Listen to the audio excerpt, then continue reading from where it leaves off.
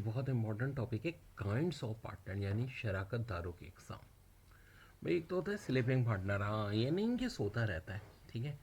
Basically ये होता है साइलेंट पार्टनर जो कि बिजनेस एक्टिविटी में नहीं करता, सिर्फ पैसा लगाता है।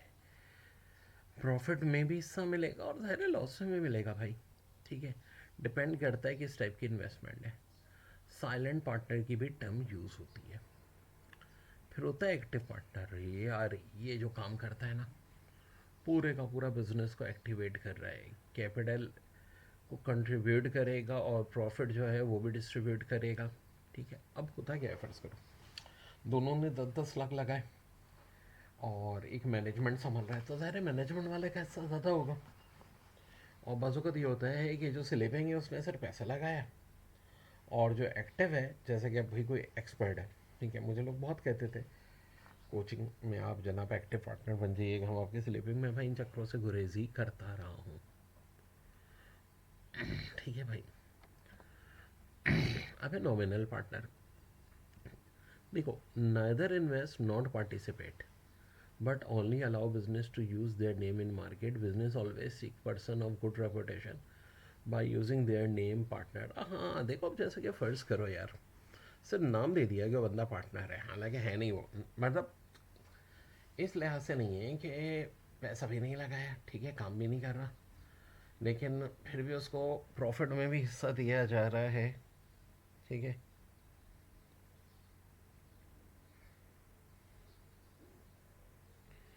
और नाम के लिहाज से ना उसको कह दिया जाता है भाई हम आपको 20% प्रॉफिट दे देंगे। अब यार किसी मशहूर क्रिकेटर का ना नाम आप रख लेते हो, ठीक है, आप स्पोर्ट्स की शॉप खोलते हो उसके नाम पे रख लेते हो, ठीक है।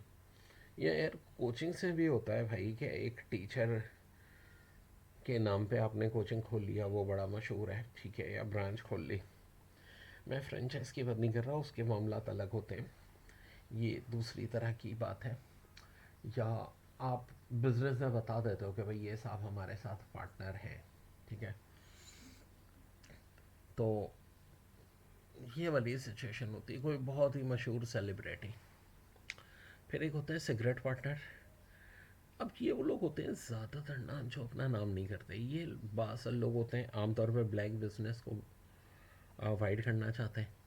ज़ाहिर है कोई इनका कुछ बिगाड़ भी नहीं सकता, ये आसानी से प्रॉफिट वसूल भी कर लेंगे। अब माइनर पार्टनर का ये होता है, देखिए अलग अलग है, किसी मुल्क में 18 है, किसी मुल्क में 21 भी होता है कि 13 साल का कोई बच्चा है तो भाई वो अगर फर्म को बहुत ज़रूरत है तो उससे पैसे ले सकती है, ठीक है।